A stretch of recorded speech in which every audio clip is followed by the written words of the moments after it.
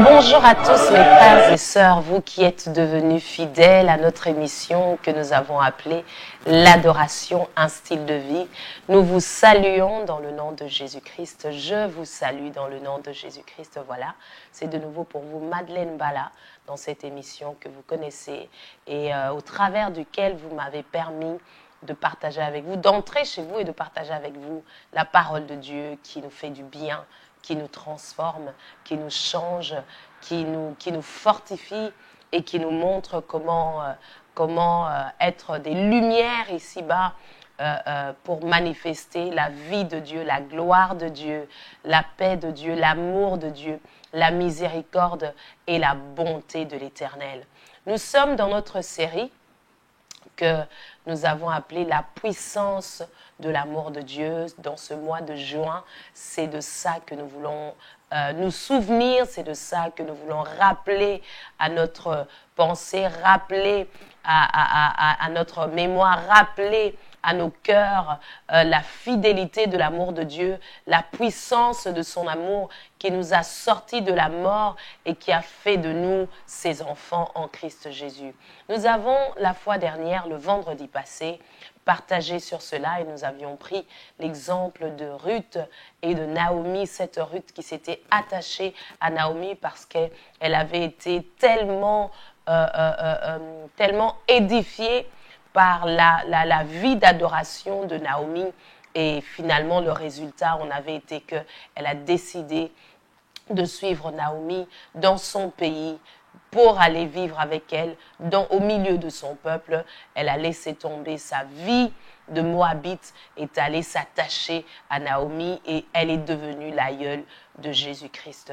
Vraiment, c'était un exemple que nous prenons. Aujourd'hui, j'aimerais insister sur les raisons qui font que nous avons du mal à recevoir cet amour que Dieu nous donne. Très souvent, nous savons que Dieu est bon. Nous savons que Jésus-Christ est mort pour nous donner la vie et nous l'avons peut-être reçu aussi comme enfant, comme Seigneur et Sauveur et nous sommes devenus enfants de Dieu. Mais nous vivons, comme nous le partageons ici, d'une manière ou d'une autre, nous le partageons, nous vivons une vie qui ne reflète pas ce changement d'identité, qui ne reflète pas ce changement de position, qui ne reflète pas ce changement de nature. Et nous avons épinglé plusieurs raisons. Nous avons dit qu'il y avait un besoin de comprendre ce que c'est que le salut de Dieu, ce cadeau que Dieu nous a donné. Il est venu lui-même. Il s'est incarné, ça veut dire se faire chair, son esprit dans le corps de Jésus-Christ, 100% Dieu, 100% homme, est venu pour prendre cette nature de péché que nous avions, alors que lui, il était pur, il était sans tache, il était sans péché, pour nous donner la vie. Qu'est-ce qui fait que nous, aujourd'hui, après avoir reçu Jésus-Christ, nous sommes dans cette joie-là de waouh, il y a une vie éternelle qui m'a pénétrée. Cette œuvre que Dieu a accomplie pour moi, je la reçois, waouh, je suis né de nouveau. Qu'est-ce qui fait que dans les jours d'après, les mois d'après, et il arrive très souvent même les années d'après, on n'a pas l'impression de voir une différence entre un païen, quelqu'un qui ne connaît pas Jésus, et cette personne qui dit avoir reçu Jésus-Christ. Qu'est-ce qui s'est passé pour que la vie de cette personne reste monotone, linéaire, et qu'il n'y ait pas de reflet de Dieu dedans? Très souvent, c'est parce que cet amour qui nous a été manifesté et que nous avons compris au moment où nous recevons Jésus-Christ, nous ne l'approfondissons pas. Nous ne le recevons pas quand je dis recevoir, c'est au quotidien, nous abreuver de cela par le Saint-Esprit, pour garder notre pensée consciente, notre pensée dans cette simplicité de la gloire de Dieu qui nous a transformés. Aujourd'hui, je reçois Jésus-Christ, la parole de Dieu atteint mon cœur. Demain, j'oublie. Les pensées sont comme une éponge. L'âme de quelqu'un, c'est comme une éponge. Quand je reçois une information, j'ai besoin de l'entretenir. Pour qu'elle devienne ma mentalité, j'ai besoin de l'entretenir. Et quand nous recevons Jésus-Christ comme Seigneur et Sauveur, il y a tellement déjà d'informations dans nos pensées par rapport à notre ancienne vie, par rapport à nos habitudes, par rapport aux manières de faire que nous avions avant, que ça vient comme une information en plus et ça se met au-dessus. Et comme nous ne travaillons pas, eh bien, nous n'en voyons pas les résultats au quotidien. C'est comme un enfant qui a été enfanté, engendré par une personne X, mais qui finalement a été élevé par une autre personne. Il n'a eu aucune communion avec son père biologique. Il a eu un père adoptif. C'est comme quelqu'un qui on lui donne une bonne nouvelle et puis il en reçoit une mauvaise et il oublie qu'il y avait une bonne nouvelle qui lui avait été annoncée. La capacité de recevoir cet amour qui nous a été donné. Autant quand nous étions encore des pécheurs, notre verset de base, vous le savez, nous sommes cette année dans 2 Pierre chapitre 1, verset 3. Et pour le mois de mai, nous étions en train de partager sur Romains chapitre 5, verset 8. Nous avons dit que nous allions continuer dans cette pensée de la puissance de l'amour de Dieu pour ce mois de juin. Nous restons donc dans Romains chapitre 5, verset 8. Donc je disais que nous avons du mal à entretenir cet amour que nous avons reçu de la part de Dieu. Et du coup, nous ne sommes pas conscients de notre identité en Christ Jésus et nous ne savons pas le pratiquer. Pratiquer ces bonnes œuvres auxquelles Dieu nous a appelés. Éphésiens 2, 10. Car nous sommes son ouvrage, ayant été créés en Jésus-Christ. La vie de Dieu doit nous être enseignée. La vie de Dieu nous devons, quand je dis nous devons, c'est une marche, c'est un processus. La nouvelle vie en Christ Jésus c'est quelque chose d'intentionnel. Ça veut dire que j'ai reçu Jésus-Christ, oui, mais je ne reste pas passif, je ne reste pas fainéant dans ce que je vais apprendre de Jésus. C'est comme quelqu'un qui dit être amoureux et qui n'a aucune information sur son amoureux. C'est comme quelqu'un qui rencontre un partenaire et décide d'en faire, d'être attaché à cette personne-là. Et au quotidien, il ne dit rien, il ne s'informe pas, il n'a pas cette joie d'être avec cette personne, il est étranger devant cette personne. À un moment, ça va mourir, cette relation va mourir. J'aimerais parler à quelqu'un aujourd'hui qui a reçu Jésus-Christ comme Seigneur et Sauveur, mais qui se sent vide dans sa relation avec Dieu. Nous avons besoin de recevoir l'amour de Dieu. Ça va sembler bizarre, la manière, le vocabulaire que j'utilise. Comment est-ce que je vais recevoir ce que j'ai déjà reçu? Eh bien, nos pensées sont comme des éponges. Ça veut dire que quand je reçois une information, je dois la ruminer encore et encore. Pour la ruminer encore et encore, je ne dois cesser de l'entendre. Je ne dois cesser de l'entendre. Nous sommes l'épouse du Christ.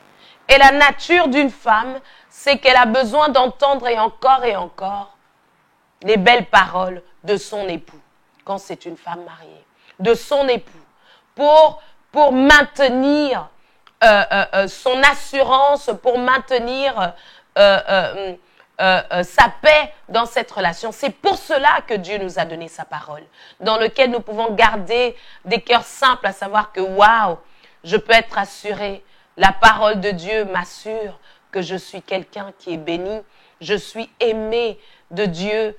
Il a donné sa vie pour me sauver. Mais quand nous n'entretenons pas cette pensée au travers de la méditation, au travers de la prière, il nous est difficile de garder un cœur qui reçoit cet amour. L'amour de Dieu se reçoit au quotidien. Autant nous avons reçu Jésus-Christ comme Seigneur et Sauveur un jour dans notre vie, nous devons savoir garder ce cœur réceptif, ouvert. C'est la prière que moi je fais au quotidien. C'est la prière que je fais au quotidien, Saint-Esprit. Je dis, Saint-Esprit de Dieu, j'aimerais garder mon cœur soumis à ta parole et à ton action, à ta présence dans mon cœur, dans mes pensées. Je reste soumis à tes instructions. Je le dis, je le déclare pour que mes pensées puissent l'entendre, mes oreilles à moi-même puissent le comprendre, que ça puisse pénétrer mes pensées et garder mon cœur dans un état de disposition à ce que Dieu est en train de faire au travers de moi, au travers de toi, au travers d'une sœur, au travers d'un frère. Nous sommes ces vases, nous sommes ces canaux que Dieu utilise. Mais quand de notre côté, nous restons figés comme des statues, Dieu n'a pas de communication avec nous. C'est quelque chose d'interactif. La vie, la nouvelle vie en Jésus-Christ, c'est une interaction entre ceux que nous sommes, spirituels à l'intérieur, vivant dans un monde physique, mais conscients du spirituel que nous sommes, et nous gardons cette communication spirituelle avec Dieu. Cet état de conscience de qu'est-ce qui s'est passé le jour où j'ai reçu Jésus-Christ comme Seigneur et Sauveur. J'étais un pécheur. J'ai bu l'amour de Dieu. Ça m'a transformé. Ce jour-là, j'ai peut-être, je sais pas, pleuré, je suis restée dans cet état d'admiration, de joie. La joie du salut était ma part ce jour-là et je suis repartie dans mes habitudes quotidiennes, peut-être la routine et j'oublie que hier, avant-hier, il y a 2 jours, j'ai donné ma vie à Jésus. Comment est-ce que je vais entretenir un cœur simple et réceptif à cet amour-là que j'ai reçu ce jour-là? N'oublie pas de dire à quelqu'un que tu es né de nouveau. Ça va t'aider à te souvenir. Parce que quand tu envoies l'information, elle va te revenir. N'oublie pas de le déclarer. Je suis né de nouveau. Je suis un être différent. Déclare-le, que tes pensées puissent l'entendre.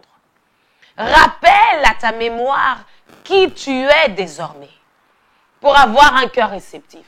Beaucoup d'entre nous, comme c'est le cas pour moi-même, mon témoignage, c'est que la vie, l'histoire de la vie de chacun, d'autres ont été peut-être contre moi, comme moi, et c'est qu'ils ont manqué la présence d'un parent quand ils grandissaient. La présence d'un parent. Pour moi, par exemple, c'était la présence paternelle. La vie a fait que j'ai grandi avec ma mère, mais je n'ai pas grandi avec mon père. Pour beaucoup, c'est le cas. Et Dieu n'a pas créé les choses ainsi. Il a fait les choses de manière équilibrée. Père, mère. Pour qu'il y ait ce repère pour l'enfant quand il grandit et qu'il ne s'écarte pas. Et nous grandissons avec des déséquilibres qui nous affaiblissent sans que nous le sachions. Parce que la vie a fait que. Mais en Jésus-Christ, quand nous apprenons les choses de Dieu, quand nous apprenons les manières divines, quand nous sommes éduqués par le Saint-Esprit au travers de la parole, nous sommes rééquilibrés. L'amour du Père vient combler. Si c'était plutôt la mère qui a manqué, ou le frère, la sœur a été perdue très jeune, l'amour de Dieu vient rééquilibrer ces choses. Mais c'est quelque chose d'intentionnel de notre part. C'est nous-mêmes qui devons savoir que, eh bien, j'ai reçu Jésus-Christ comme Seigneur et Sauveur, mais il y a un travail que moi je dois faire. Je suis conscient que mon passé était déséquilibré, que j'ai manqué la présence d'un de mes parents, père, mère, frère et sœur, qui a fait que je suis quelque part perverti. Sans le savoir, je dois me laisser laver par la parole de Dieu. Je dois me laisser réceptif à cet amour au quotidien. Sinon, je vais oublier que je suis né de nouveau. Sinon, je vais repartir dans mes mauvaises habitudes. Pour que le salut soit efficace dans mon esprit et que ça soit manifeste dans mes pensées et dans mon corps, je dois me rappeler à ma mémoire. Je dois rappeler à ma mémoire ce qui vient de se passer. Je dois rappeler à ma mémoire, je suis une nouvelle créature. Je dois rappeler à ma mémoire, je suis né de nouveau. Je dois rappeler à ma mémoire que l'amour de Dieu est venu me transformer. Et la puissance de cet amour m'a sorti du royaume des ténèbres et m'a fait entrer dans le royaume du Fils de son amour, dans le royaume de Christ, dans lequel j'ai été racheté, dans lequel mes péchés ont été effacés, remis, ne sont plus comptés, calculés devant Dieu. Dieu ne compte plus mes fautes aujourd'hui. Dieu regarde ma foi en ce que Christ a accompli pour moi. Et c'est sur cette base, c'est sur cette base-là qu'il gère les choses avec moi. C'est cette conscience-là que l'adorateur a besoin de garder. Et je veux le partager avec quelqu'un aujourd'hui pour que nous gardions ce cœur simple. Très souvent, nous avons du mal à être efficaces dans notre vie quotidienne parce que nous n'avons pas appris dans notre marche avec Dieu à recevoir cet amour de Dieu. Parce que nous avons eu des défauts, comme je viens de le dire, dans la marche de la vie avant de recevoir Jésus-Christ comme Seigneur et Sauveur à un moment précis de notre vie. Par exemple, dans mon cas, je ne savais pas quel est le poids du mot papa. Je ne savais pas dire le mot papa et je ne connaissais pas son poids dans le sens, son implication dans la vie d'un être humain parce que tout simplement, la vie avait fait que je n'ai pas eu physiquement de père, un papa dans la maison. Mais quand Dieu a rééquilibré les choses, quand mon père en Jésus-Christ, parce que je suis entrée dans cette relation-là en acceptant Jésus-Christ comme Seigneur et Sauveur, et que j'ai trouvé en Dieu un Père, comme le dit la parole de Dieu, je me nourrissais de son amour continuellement, et le Saint-Esprit m'a enseigné, il est devenu mon Père. Il m'a enseigné ce que c'est que la relation d'un père à une fille, la relation d'un père à un fils. J'ai été enseignée par le Saint-Esprit à cela. Mon cœur l'a reçu et mon cœur a été rééquilibré. Et j'ai compris qu'il est important d'apprendre à être simple devant Dieu pour recevoir cet amour au quotidien et que notre pensée ne l'oublie pas. Sinon, ma mémoire va oublier que je suis né de nouveau et va dire à mon corps, continue à te comporter comme tu te comportais à l'époque. Malgré l'information de régénération que j'ai reçue dans mon esprit par la puissance du Saint-Esprit et qui a transformé, régénéré mon esprit. Je suis une nouvelle créature, je suis un avec Dieu. C'est le cas de chaque personne qui reçoit Jésus-Christ comme Seigneur et Sauveur. Nous sommes transformés dans notre esprit.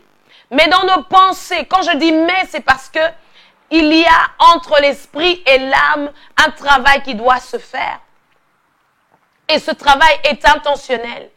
Que contient mon âme, mes pensées, mes désirs, mes intentions, mes ambitions, qui sont faits des informations que j'ai reçues depuis mon enfance, depuis que je suis petit, dans l'environnement dans lequel j'ai grandi. Cet environnement m'a influencé d'une manière ou d'une autre, selon les informations que j'avais. Dans mon cas, je n'avais pas de père. Dans mon environnement, il y avait un déséquilibre qui a ouvert la porte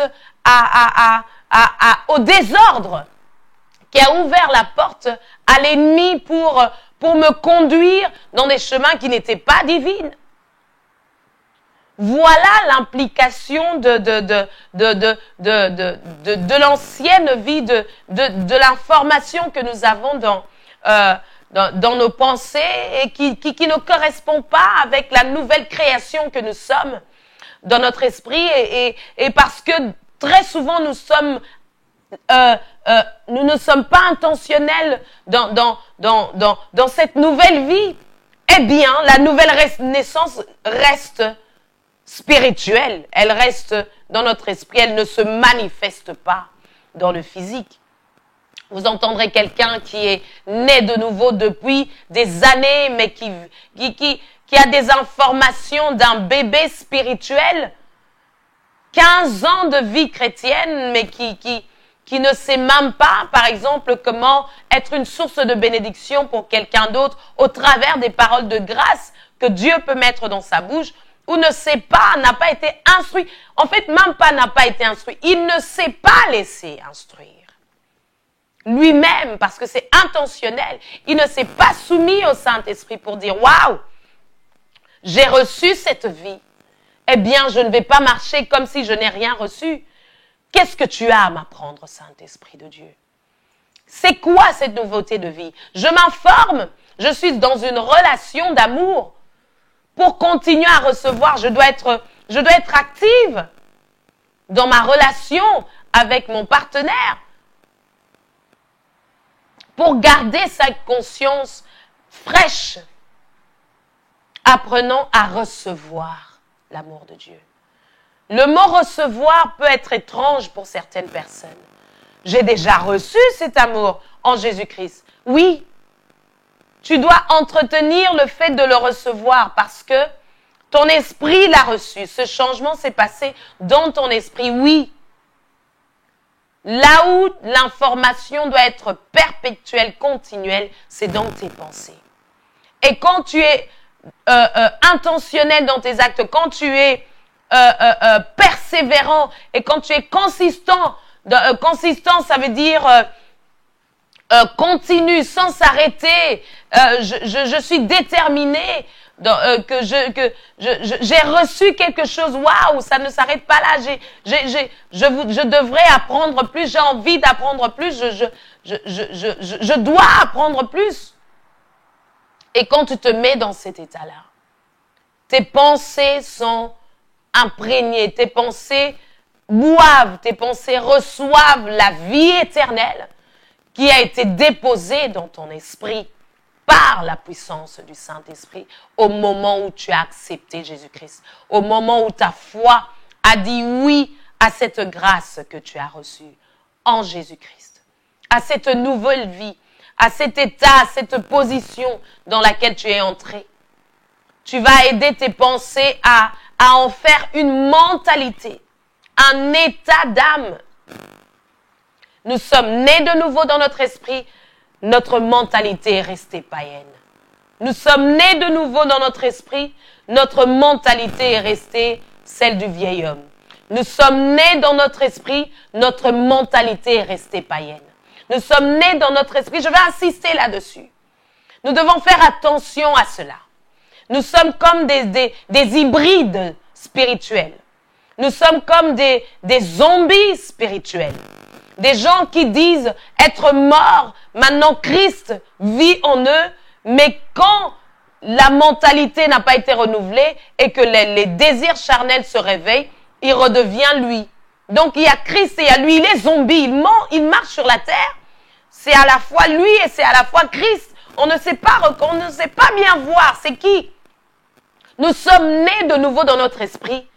La mentalité est restée païenne. Ce n'est pas la vie de l'adorateur. Recevoir l'amour de Dieu que nous avons reçu comme la vie éternelle que nous avons reçue dans notre esprit est un travail de notre part vers nos pensées. Est un travail puissant, est un travail constant, est un travail permanent, est un travail fervent. Je ne veux pas rester le même. Comment est-ce que j'ai reçu cette vie? Je dis que Dieu est bon. Cette bonté, je l'ai reçue un jour dans ma vie. J'ai pleuré, j'ai reconnu que waouh, j'étais dans la boue. Cette vie ne correspondait pas avec ce que tu as pour moi. Waouh, tu es mon sauveur. Tu es mon Seigneur. Viens au secours de mon incrédulité. Et on te dit, mon frère, ma sœur, bienvenue dans la famille de Dieu. Waouh, nous acclamons tous. Comme c'est le cas de chacun de nous qui avons reçu Jésus-Christ comme Seigneur et Sauveur. Je veux parler à quelqu'un aujourd'hui qui est resté dans un statu quo dans sa vie. Statu quo au niveau des pensées. Parce que la vie éternelle que nous avons reçue dans notre esprit restera inchangée. Personne ne peut y toucher. Le témoignage de Christ, c'est là où les gens vont chercher et vont voir. Oh, Mais c'est aussi un frère. Non, je ne savais pas. Je n'ai pas vu Christ en lui. Les chrétiens le mot chrétien vient du fait que dans une ville, à l'époque de l'église primitive, cette ville s'appelait Antioche. Dans cette ville, on a remarqué que certaines personnes se comportaient comme Christ. C'est comme ça qu'on les a appelés, des chrétiens. Celui-là, il a la même attitude que cette personne-là.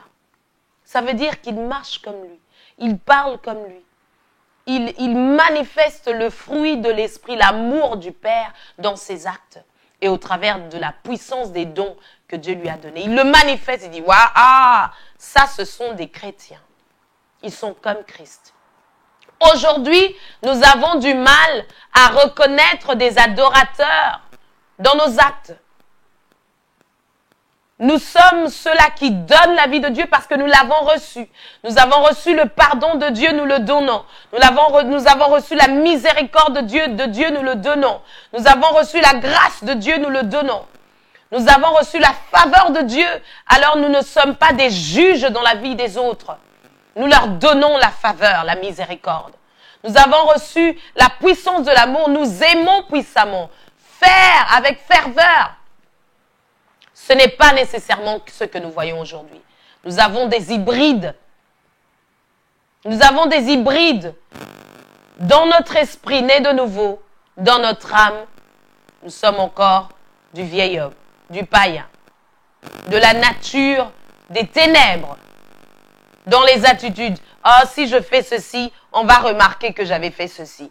Si je fais cela, on va remarquer. Qu'en dira-t-on? Nous empêche de manifester la vie de Dieu. Ça veut dire que soit il y a une incompréhension dans le salut, soit un problème de recevoir cet amour dans nos pensées. Recevoir l'amour de Dieu dans nos pensées, ce ne se fait pas de manière passive. Elle est active. C'est moi qui fais que mes pensées reçoivent l'information que j'ai dans mon esprit. C'est moi, en méditant la parole, en priant, en me soumettant au Saint-Esprit, explique-moi ces choses, montre-moi ces choses dans la parole de Dieu. Rappelle-moi combien Dieu m'aime. Au travers des moments personnels d'intimité avec Dieu, d'adoration, pour que mon cœur soit rafraîchi par son amour. Les pensées de l'homme sont comme une éponge. Elles avalent n'importe quelle information qui passe. Assurons-nous d'y mettre la bonne information. Nous ne sommes pas de ceux-là qui attendent que les choses se passent. Nous sommes de ceux-là qui avons reçu la vie de Dieu et nous ne pouvons pas nous empêcher de le donner. Qu'est-ce que je donne? Je donne la joie de Dieu. Je donne la paix de Dieu. Je donne l'amour de Dieu dans mes actes. Je n'attends pas. Je n'attends pas qu'on me salue. Je vais saluer quelqu'un. Je n'attends pas qu'on me donne la bise. Ah, bonjour, comment ça va? Je vais le faire. En le faisant, c'est la vie de Dieu que je transmets. C'est la paix de Dieu que je transmets. C'est la joie de Dieu que je transmets. Et non, moi, je ne vais pas saluer en premier. Cette personne-là m'a vu en premier. Waouh! Ce n'est pas ta vie. Ça, c'est le vieil homme. Apprends à tes pensées qui tu es. Tu es Dieu à l'intérieur dans ta nature. Et Dieu est un donateur. Il nous a donné la vie. Les psaumes disent qu'il donne le soleil. Il fait lever le soleil pour le bon comme pour le méchant. Donc, dans notre nature, nous n'avons pas la capacité d'haïr quelqu'un ou d'avoir un comportement radin dans le fait de donner. Qu'est-ce que je dois donner? Un bonjour. Bonjour. Comment vas-tu, mon frère? Comment vas-tu, ma sœur? Même quand mon cœur me donne toutes les raisons de ne pas le faire, je vais le faire. Parce que je suis une nouvelle créature dans mon esprit et que j'apprends à mes pensées ma nature spirituelle pour que mon corps puisse s'adapter. Le corps est cette enveloppe qui va là où on lui dit d'aller. C'est comme une voiture. Une voiture, c'est une machine. C'est le conducteur qui sait où il va conduire le véhicule. Et s'il n'a pas bien appris son code, il est un danger pour tout le monde.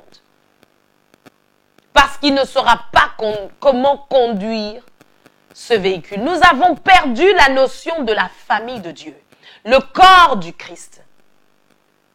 Nous sommes au-delà de nos églises locales, au-delà de nos assemblées, frères les uns les autres.